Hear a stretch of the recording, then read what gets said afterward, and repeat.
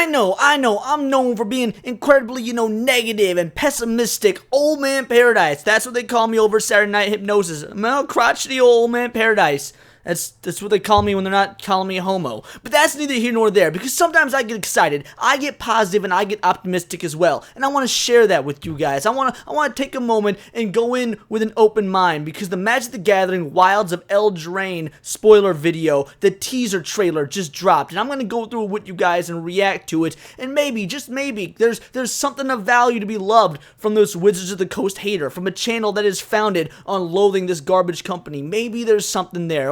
Let's see. Welcome back to Words of Paradise. I'm your host, Leon Idle, and maybe something of value can be found in this Wizards of the Coast product.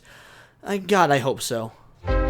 Hey Magic fans! Welcome to Wilds of Eldraine, the latest set from Magic the Gathering. I'm Becca Scott, and today we're going back to the land of Eldraine. Now, Eldraine is a fantastic land, I won't lie. For those that don't follow Magic lore or anything, Eldraine is a universe, its own plane that is basically like if fairy tales were real, the Brothers Grimm fairy tales all came to life, and they are not just Brothers Grimm, but all the old classic fairy tales, and it gives it a dark, twisted turn because it's Magic the Gathering. Like, obviously here you've got the Pied Piper, and very cool universe. So one that I normally would be very excited to revisit if it weren't for the fact that Wizards of the Coast normally a garbage company. But yeah, it's cool to see this world coming back. Chock full of fairy tales and stories come to life. But in the wilds of Eldraine, these familiar stories gorgeous. Come with a magic twist. Like look at that. Imagine seeing this on a trading card. That is gorgeous art. This card is gonna be called Scarecrow Guide, and I imagine it's got some semblance to Jack and the Beanstalk. I don't really know any other fairy tale that has some sort of vine like this, but yeah, there's probably a reference to Jack and the Beanstalk, and this art is gorgeous. Like anyone that doesn't enjoy the art, at least the art on Magic the Gathering cards, y'all are insane, because this is incredible. This might be one of my favorite pieces of art I've seen in a long time. This one image is better than almost anything that came from that Lord of the Rings set. Does that count as me being positive? So where were we? That is gorgeous as well. The Phyrexians invaded the multiverse. It did not go well for anybody. If this Okay, so real quick, they're giving a story and lore recap, which is fine, because I'm sure a story and lore recap, even for those that aren't interested in the story and are just interested in the cards, they'll have, something to explain about the cards themselves. And, so yeah, the Eldrazi, the Phyrexians, the Phyrexians invaded. For a fairy tale, it'd be one of those old ones that gets very dark very quickly. The people and creatures of Eldraine have survived, and Eldraine is back to the land we all know and love. That is fantastic art. Once again, okay, this is Edgewall Inn, so this is probably going to be a land card of some sort. Oh my goodness, I have no idea if it'll be a good card, but it's gorgeous art. Like, I can't say that enough. The individuals they got, looks like, artist is Elena Donner. Elena. Fantastic art. Like, I can't say enough about it. I'm sure being a fairy tale, it's going to use a lot of bright, bombastic, whimsical colors, and that's not really the norm for Magic the Gathering, so it's something usually kind of specific to very few realms or planes, as they're called, so in this case, Eldraine, but they are making the absolute most of it here. Well, mostly. Eldraine was saved due to the return of Talion, the Kindly Lord. Flying, as Talion the Kindly Lord enters the battlefield, choose a number between 1 and 10. Whenever an opponent casts a spell with mana value, power, or toughness equal to the chosen number, that player loses a life and you draw a card. That seems like it could maybe get some play in Commander. That's definitely not going to be a good maybe you could play that in the meta if there's certain decks that are very high usage decks. They've got some cards are going to be in it. Like, maybe you're going up against an elf deck, it plays Collected Company, and that costs, I think, 4 or 6 mana, and so you name 4, you name 6, whichever it is. Anytime they play a copy of that card, they lose 2 life and you draw a card. But this is probably more likely going to be seen in Commander play than anything constructed. It's just a kind of fine whatever card. Talion made a desperate bargain with the 3 witch sisters, giving them each a powerful magical artifact. Each of the witches has taken their enchanted items to a different part of the world. Hilda of the Icy Crown has... Oh, tell me that ain't a Frozen reference. Because remember, Frozen is not Disney's own unique idea. Frozen was also an original fairy tale. Hilda of the Icy Crown. This is a Frozen reference. This is supposed to be Elsa right here. Whenever you tap an untapped creature an opponent controls, you may pay 1. When you do, choose 1.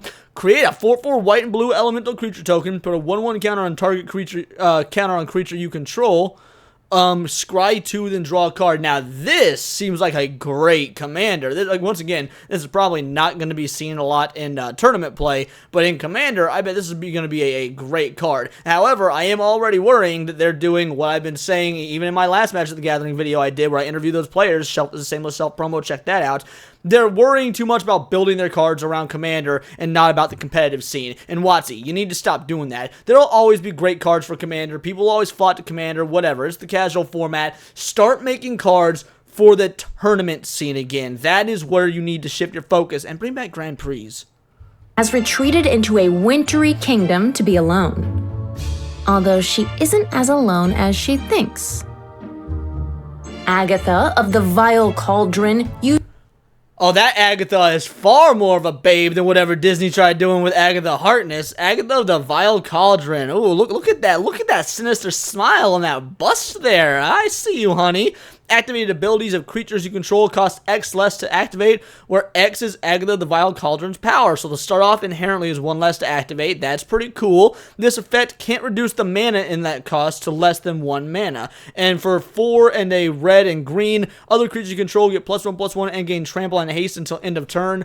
That probably is not worth it at all. You're really only going to be using that first ability. But I don't know, if you play a really mana ramp heavy deck and you're just going for an all-out 1-kill swing there near the end, maybe you'll get some use out of that. But once again, definitely a commander card, but it is what it is. Uses her gift to consume the essence of anyone unlucky enough to end up in her pot. And Ariette of the Charmed Apple once. Okay, so obviously this is a Snow White reference, and also way better usage of Snow White, symbolism and whatnot than what Disney's given us with Snow Woke and the 7 diversity hires. I'll be positive when I can. I'll give props to Witches of the Woke when they do something right. This is definitely a better evil queen than Gal Gadot. Ariette of the Charmed Apple. Each creature that's enchanted by an aura you control can't attack you or planeswalkers you control. At the beginning of your end step, each opponent loses X life, and you gain X life for X the number of auras you control. That's probably the best so far. That is going to be awesome. There's going to be a lot of decks built around that. Actually, one of my best friends has a deck built around auras and enchantments, and I guarantee you that she'll probably upgrade it and work with it for this card right here. That is awesome. Wants to build herself a court of loyal subjects, while her apple grants her the love of any who. Ariette's Tempting Apple, so that's probably going to be an artifact, and yeah, that's a pretty cool art. I love the color work on this. Take a bite. Ariette hungers for more, and so she has helped unleash a new horror on the people of Eldraine. Together, Talion and the 3 witches were able to enchant the Phyrexians into a deep sleep. But Talion was unaware that there. Oh, look at that. That is some awesome imagery. Magic mirror on the wall. Who's the fairest of them all? And look at what it's showing her. It's showing her as this decrepit old witch. That is awesome. This card is called Conceited Witch by Anna Pavlova. Look, as woke as Wizards of the Coast is lately, and as awful as they treat their customers and their fan base, and as much as they are a greedy, shill, corporate cash grab company, I still gotta give massive props to their artists. They do some fantastic artwork. Jesus. There would be a cost to pay. The sleep has spread across Eldraine. Known as the Wicked Slumber, it overtakes villages, hamlets, even entire castles. Slumbering. Who knows what the sleepers will do while their conscious minds aren't in control. I'm not a big fan of that one. Talion struggles to confront the spreading slumber and seeks out the help of Eldraine's heroes.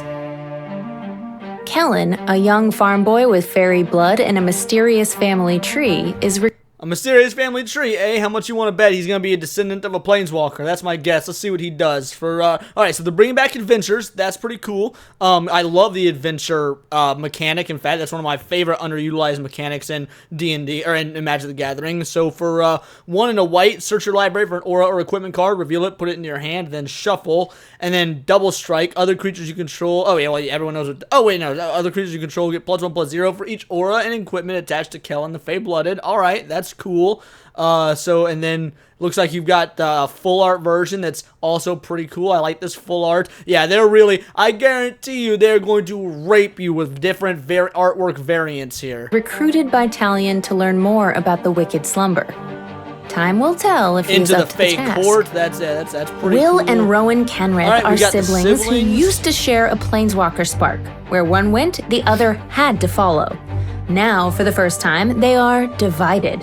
From Strixhaven's School of Mages, I do have some Strixhaven's cards and whatnot. I was not a big fan of Strixhaven, but you know, it's of the set of commander decks, I should say. I was not a big fan of the Strixhaven commander decks, but yeah, that's interesting. Will seeks to put down his Sword of Ice and unite Eldraine through diplomacy. Rowan won't step foot in a negotiation and prefers the direct fairy tale approach. Alright, so Scion of Peace and Scion of War, Vigilance and Menace. That's a pretty good, balance there. If one's about diplomacy, one's about war, one having Vigilance or one having Menace, those both work. Tap spells you cast this turn that are white and or blue cost X less to cast, where X is the amount of life you gain this turn, so he's going to have a very, very unique play set. Activate only as a sorcery. Spells you cast this turn that are black or red cost X less to cast, where X is the amount of life you lost this turn. Oh, being a black deck, I'm sure you can find some very tricky ways to pull that off. Okay, between the two cards, I think Rowan's probably going to be the better one. Approach, finding some sort of enchanted item that will magically reunite the kingdom. She might be onto something. Ashiok may not... There we go. I run an Ashiok in one of my competitive decks. Ashiok Wicked Manipulator. If you would pay life while your library has at least that many cards in it, exile that many cards from the top of your library instead. Look at the top 2 cards of your library, exile one of them, put the other in your hand. Create 2 1/1 Black Nightmare creature tokens with at the beginning of combat on your turn. If a card is put in exile this turn, I'll put a +1/+1 counter on the creature. And target player exiles the top X cards of their library, where X is the total mana value of cards that you own in exile. That's pretty cool. Have created the Wicked Slumber, but they are happy to spread it further, all while bending Rowan to their will. Eldraine is full of familiar stories, but in true Magic fashion, each has been given an unexpected twist. This set's 2-color pairings illustrate... Alright, wow, we got a lot going on here. That's pretty awesome. I see Red Riding Hood, the golden... What was the one with the golden goose egg? I don't remember what it was. Hansel and Gretel, Jack be nimble, Jack be quick, Jack... jumped over a candlestick. Like, I'm seeing a lot of movement and fires, so maybe that's what that is. We got, looks like, the Pied Piper right here. Those are the fairy tales I can get. Oh, Little Mermaid. Ooh, that's gonna be real cool. Merfolk are always nice. Alright, let's see what you got to say. Illustrate the fairy tale archetypes that we all know and love. And you'll discover characters you're... Look at this gummy worm right here with these massive chompers. That's so fun. This card is very cool. Sure to recognize. A red-hooded traveler on her way to Grandma's with a basket of snacks and a crossbow. Ruby, daring tracker, yeah, that's gonna be cool. An adventurous young man who likes to climb beanstalks. Jack and the Beanstalk, that's right. I don't know why I almost said Mother Goose earlier. Jack and the Beanstalk, okay. Huh, I wonder what he found up there. And someone who's coming to the party whether she's invited or not. Okay, so that's like a Sleeping Beauty, Maleficent sort of thing. Ash, Party Crasher, that's cool. Eldraine is a land where these beloved stories play out over and over. Angry Evil queens cottage. clash with brave knights, curses trouble the unvirtuous, and children lost in the woods find themselves on a magical journey. Some of these connect to the main story, others are whimsical adventures that play out in the background, but all of them will feel fun and familiar, and all these pieces provide the opportunity for you to put your own unique twist on them. For instance, Mother Goose is a sweet old lady who tells you bedtime stories. Goose Mother, on the other hand, Oh, wow, that's terrifying. The Goose Mother, that's Bird And what about Hydra. That Hansel was a and Bird Gretel? Hydra. In Eldraine, both children weren't able to follow the breadcrumbs back home to their happily ever after. Instead, one of them was eaten, and the other became a badass witch hunter. See, and this is, maybe I'm reading into it too much, maybe I'm reading into it, but it said one of them was eaten, the other one became a badass witch hunter. Well, guess which one was eaten?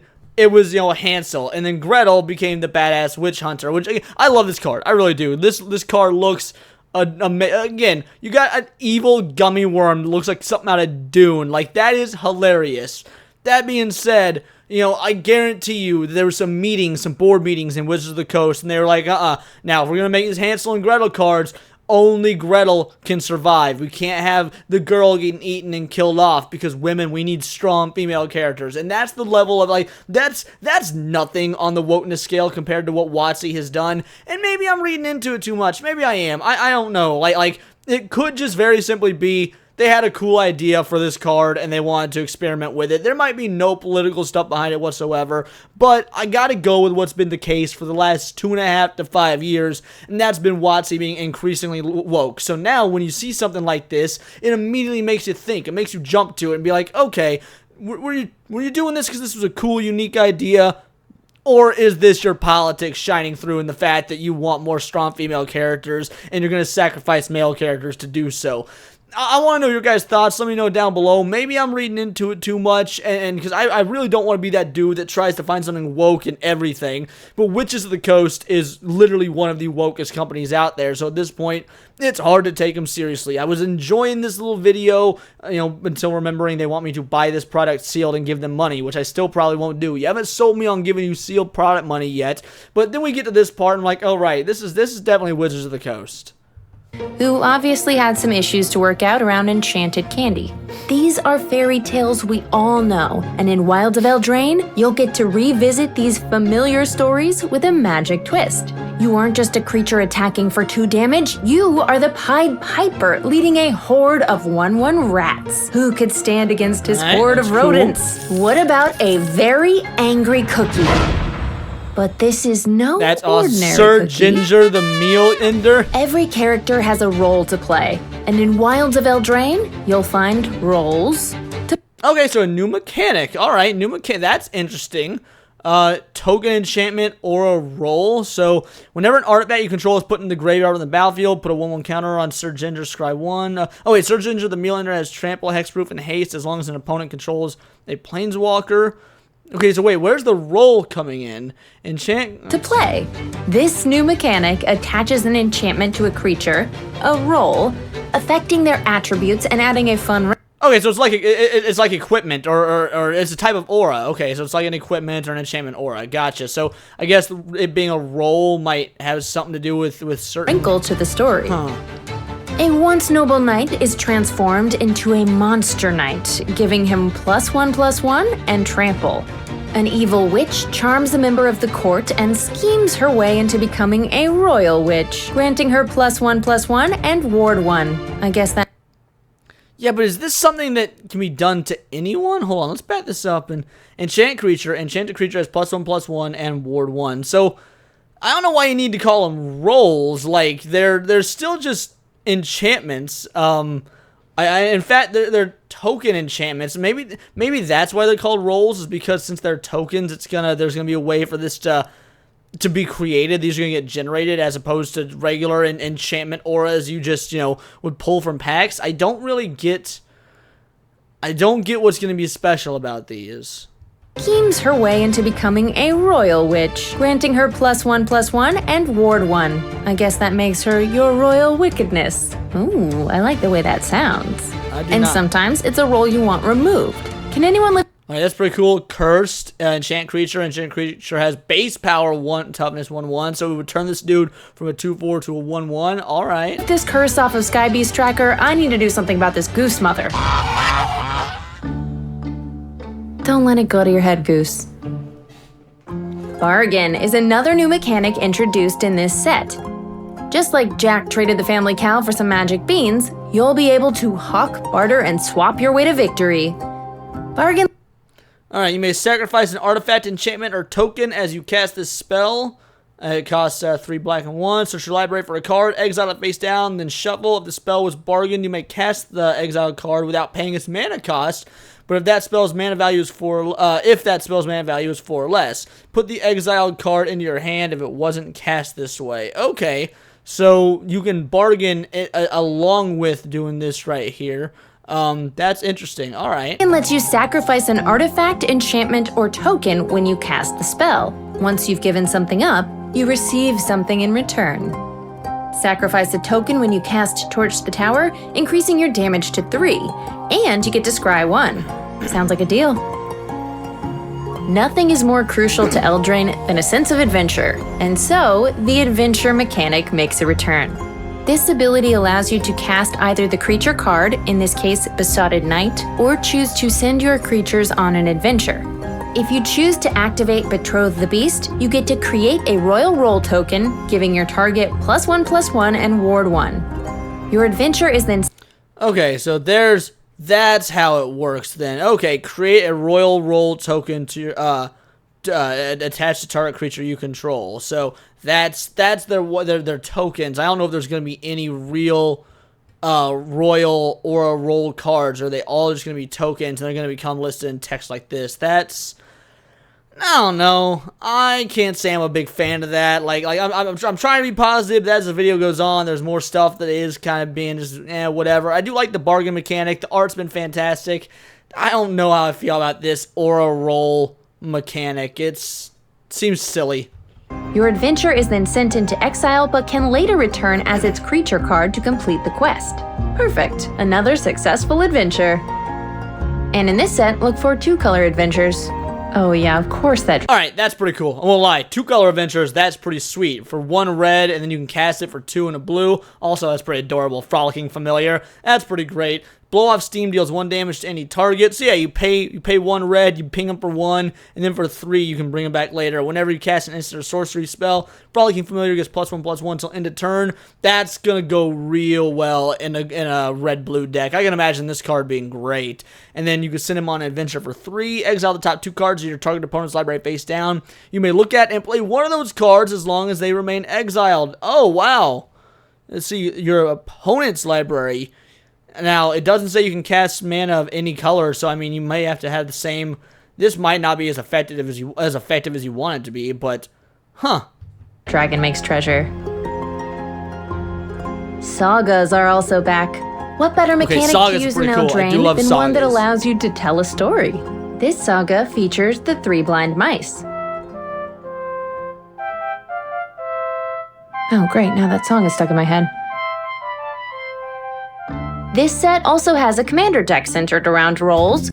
And here's where we get to the point where your boy just checks out. I don't give a damn about pre-con commander decks. Like, look, if those of you out there who are watching this you enjoy commander, by all means, I'm still going to keep watching. I'm going to let you go, but I am so over commander and the casual format being the priority instead of actual good tournament play that you guys can have Virtue and Valor. A green-white deck, it enables you to step seamlessly into any role. And if you'd like to join the court of Talion the Kindly Lord yourself, we have Fey Dominion, a commander deck focused on allowing you to finally play as the wild and bewitching Fey.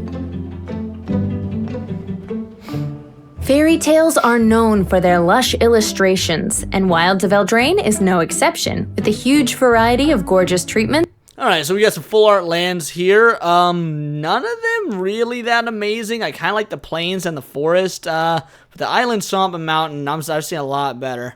It's an alternate art. Behold. Oh, that land tax is nasty, though. Oh, I like both these. Okay. The Enchanting Tales. These... Oh, that Ristic Study is gorgeous. Damn. Top enchantments are presented here in beautiful storybook style. That Sanguine Bond is awesome. That Necropotence is super awesome. Oh, man, people like me who are just an absolute slut for visuals that's how Magic has just been turning us into their butt buddies the last several years, because visual, like cosmetic cards like this are amazing. You've played them, you've loved them, but you've never seen them like this. Fiery They'd be a dream to collect and play, cool. But a nightmare. That Unnatural Growth, that's awesome. Look at this tiny little knight compared to this giant wolf. I'm not a big fan of that Prismatic Omen. That's pretty gay. nightmare for your opponents. Some of these enchanting tales also have captivating anime borderless versions. I'm sorry, is that a lamb bumblebee? All right, that's awesome. Aw, Yeah, Kindred Discovery gets... that doubling season is so adorable. Holy shit, I want this doubling season. And then that sneak attack is a lot of these just kind of generic, but man, this Kindred Discovery, that is awesome. So they're all enchantments. That's interesting. So romantic. They'll be available in foil, non-foil, and beautiful new confetti foil treatments. No, you already know those are going to be just completely like folded in half out the gate because Wizards is not known how to do anything. It even looks folded here. Even in this photo, it looks like it's bent. No, Wizards of the Coast has been doing so garbage with their foil. I don't trust this in the slightest. Treatments. Ugh, I love the line work in this one. That is the greatest doubling season I've ever seen. And there are other gems to find with the return of borderless favorites for select cards. Are you tired of borders? Okay, I do want this Restless Cottage and borderless though. Adventure cards get to have some fun too with their special showcase treatment. What a great way to make the most of this returning mechanic. Yeah, that dragon's got some expensive taste. Treasure, I love it.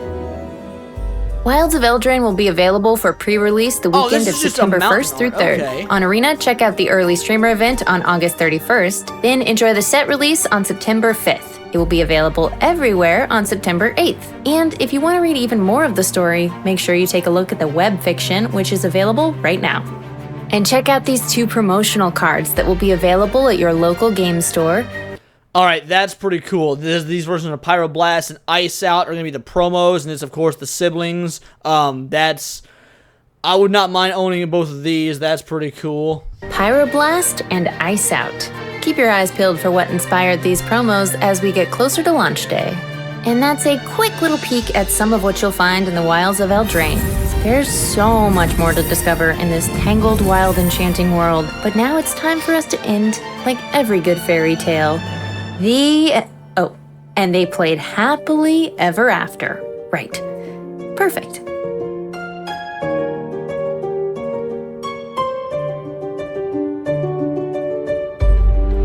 And now we come back to, me being pessimistic and whatnot. There are aspects of this that I actually really like. I adore this. This has been some of the best Magic the Gathering art I've seen in several sets. Like I think this visually is a gorgeous set, but then again, I'm sure the Wizards of the Coast or someone's going to come out and say something stupid. I'm sure they're going to come out and talk about how they really wanted to focus on the female empowerment of all the witches and just open their mouth and insert their foot because that's what Wizards always does. Or maybe they're going to say once again that they want white people to leave the hobby. Who knows? So I don't know. Jury's still out on this. I have not bought sealed product in a very long time. And so far, I won't lie, this isn't bringing me back. I've got to stick strong in my convictions to continue boycotting Wizards of the Coast, and I don't know if this isn't worth breaking that. I mean, I'll buy some singles, I'll buy some individual singles. The only way that I would, I think, buy anything sealed is if I went to an event and did some sort of, event where I film and where I do have, I create content around it or create content for it. And maybe I'll do that. I don't know. It could be fun to go to a pre-release. I mean, I haven't been to a pre-release in years upon years, over 5 years, given my work schedule. And if I'm going to go to a pre-release, I mean, it could be fun to get these packs and see what's being opened. But, I don't know. I think I'm more into some of those special cosmetic cards. None of those cards really spoke to me in terms of just being super cool, super amazing cards. But I don't know. I want to know your guys' thoughts. Are you guys interested in this? Is this set super cool to you? Is this just like, more of what WotC's given us that you couldn't care less about? I think this looks better than the Lord of the Rings set. I'm going to be real there. It's not going to make near the money as the Lord of the Rings set, but I think it looks better than the Lord of the Rings set, and the cards seem more fun than in the Lord of the Rings set. But I don't know. I want to hear your guys' thoughts. I went in trying to be positive, trying to be open-minded. I was a bit positive. I gave credit where it's due, so I'm not just an unjust Wizards of the Coast hater. I do give credit where it's due. But this is just sort of fine. It had me jazzed in certain moments, and other moments I'm like, yeah, I don't see the value in that. I really don't. Let me know your thoughts in the comments down below, or let me know on Twitter or X, where you can find me at Bolt the Word. I am a nerdy news channel. I do nerdy news twice a day at 11 a.m. and 3 o'clock p.m. So yes, reaction videos are not usually my thing. Usually it is nerdy news, but this counts as nerdy news considering Words of Paradise. The channel is based off the card Birds of Paradise. Magic the Gathering, kind of my thing. I wanted to take a look and see what this was all about. Just because I'm not impressed does not mean that I don't want to hear your guys' opinions, or that it does not constitute as nerdy news. That being said, it's all here in the Nerdosphere, and this has been Words of Paradise.